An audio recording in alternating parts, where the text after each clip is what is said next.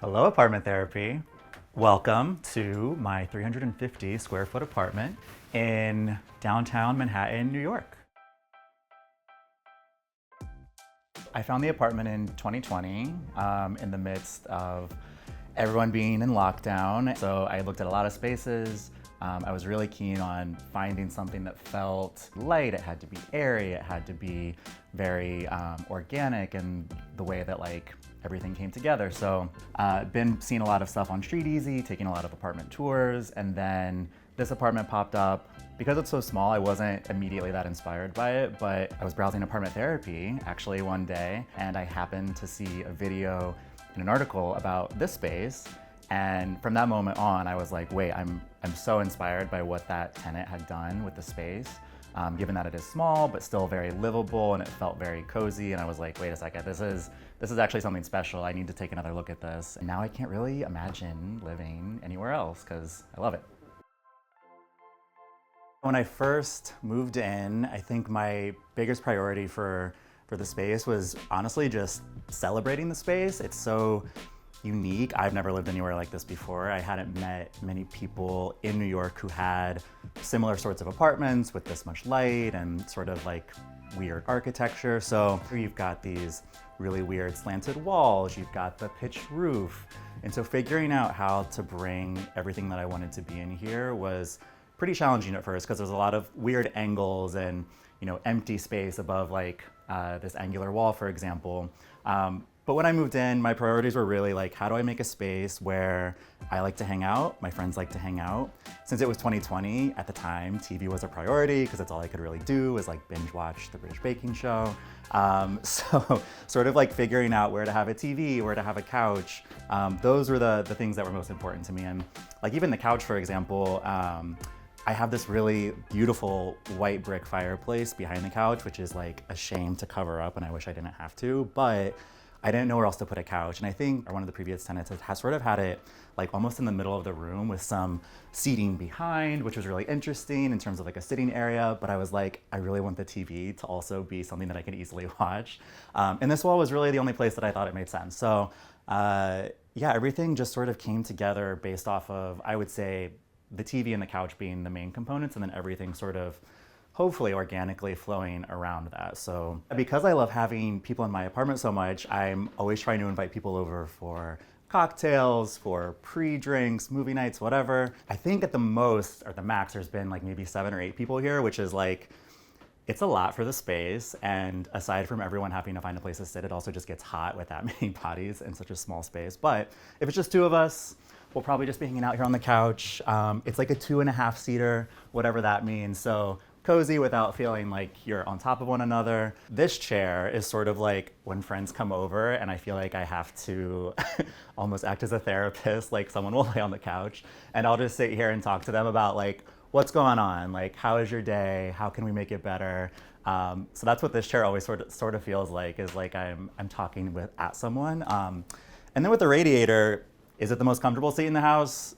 Absolutely not, but this is usually where I'll default to when I have a lot of other friends over because I don't want them to have to sit on the cold, hard steel or whatever material this is. So I'll usually take this one, and then if I have even more people will find their way up on the ledge, which is nice. As a last resort, we also have these lovely, I don't know what, this isn't wicker, I don't know what quite it is, the material, but these could even get pulled out to make even more space for everyone to sit down. So it does get cozy, but with that many people, it's a lot of fun. Windows open, music playing. It's my favorite way to be. And another seating area, the lofted space, where I also sleep. And this is where the magic happens. And by magic, I mean you might bump your head when you come up. The bedroom space is really interesting because obviously it looks out at the rest of the apartment, so it all feels very cohesive to me in one space. But a question I get all the time is, how do you not fall out of your bed every night? And the way I think about it is I've never in my life, and I want to I don't know, touch wood or whatever while I'm saying this, but I've never in my life fallen out of a bed before. So if and when it happens here, which hopefully it does not, it will be the first time and probably the last time.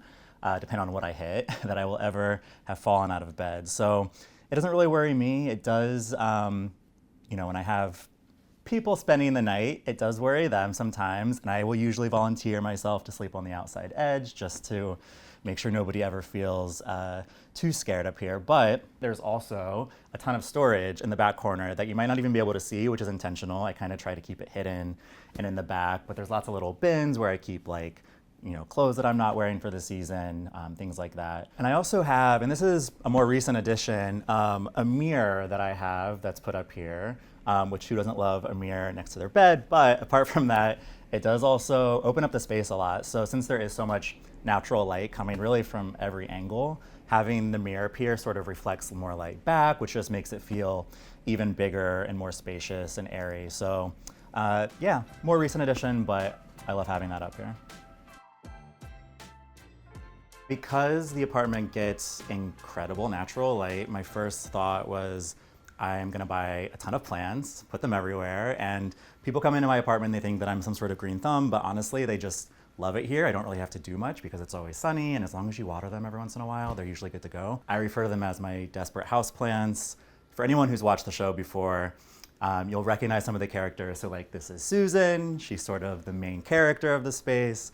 This is Edie, she is the snake plant, so always scheming.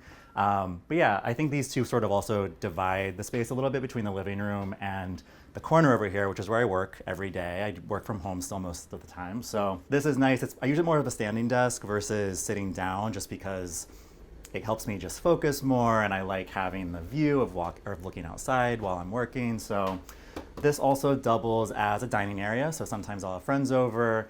We can open up the windows, enjoy New York City, and just sit here and share a glass of wine together. And then this leads right into the kitchen space, which is definitely small and cozy, but it's very functional as well. And my favorite part about my kitchen is that I have a dishwasher, which is, if you live in New York, rarely ever happens. And the fact that the kitchen is so small but still has one is I was immediately sold on the kitchen space. But this is also probably my favorite DIY that I have for this apartment. So when I moved into the space, all of the counters, the backsplash, everything was all just white, exactly the same as the walls.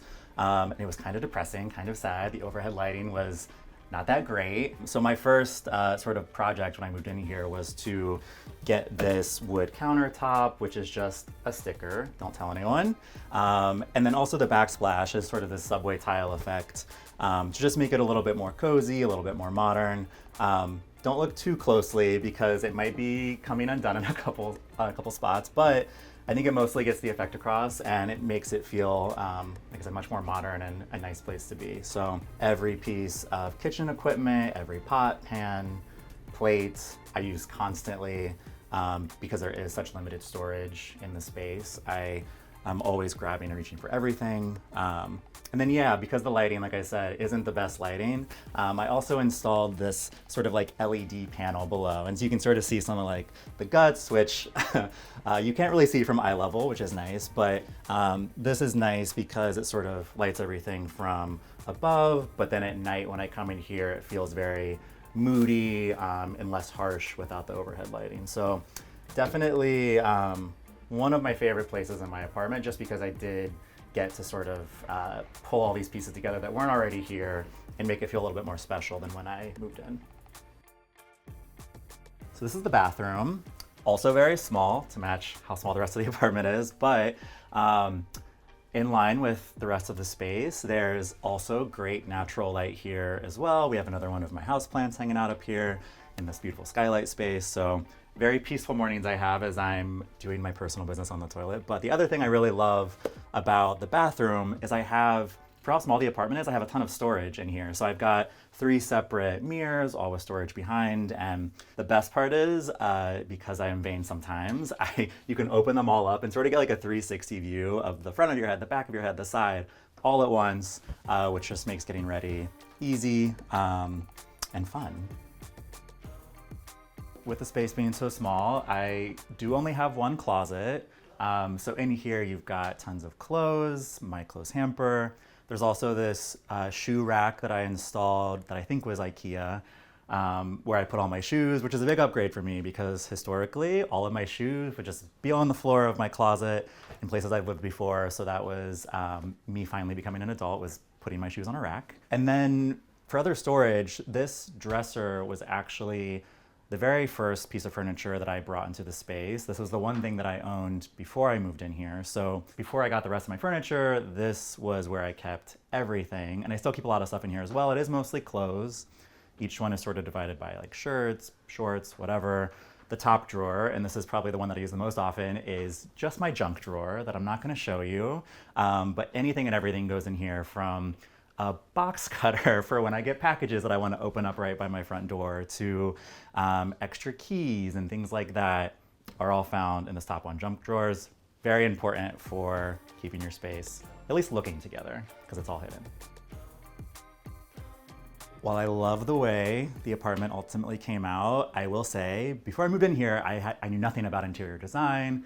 My last apartment was a hodgepodge of college furniture, IKEA stuff, things that I had collected over the years that didn't necessarily go together at all. Once I found the space and realized that the lighting was so great and it all felt very open and airy, I was like, okay, I can play with that. I want to celebrate how nature sort of leaks into this apartment in many ways. I took to Pinterest. I started a Pinterest account, which I had never even been on before, and just started pinning things.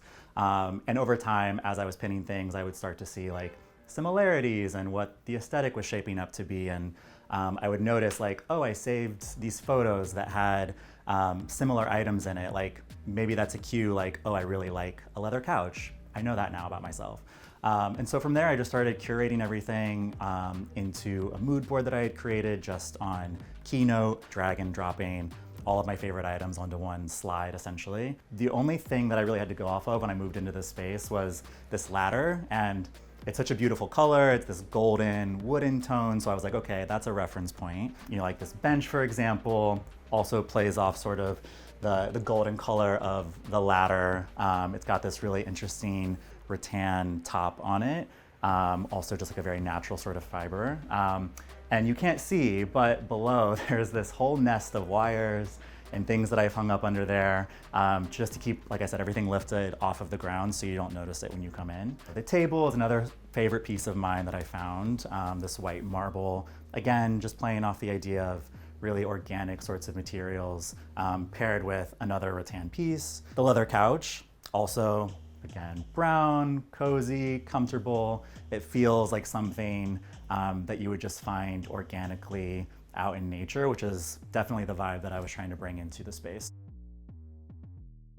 I think home to me means, first and foremost, cozy. It needs to be a space that I enjoy being in. Home felt confident for me, which is like a kind of a weird word to think about, but it was really the first time I'd put together a space. And so once it all came together and I really enjoyed what it looked like, I was like, oh wow, here's a skill that I didn't think I had. But because it came together in a way that I really enjoyed, I was like, oh, now I have confidence. So when I'm home, I'm like, oh yeah, like this is a nice space. I enjoy being here. Other people enjoy being here. For the previous tenant who lived in the space, thanks for the inspiration of really seeing how you can effectively use a small space that feels like you have everything you need, but then also feels very well put together, designed. I love that this space has a history to it, and I love that it's been captured and that we're capturing it again. I think that's really cool.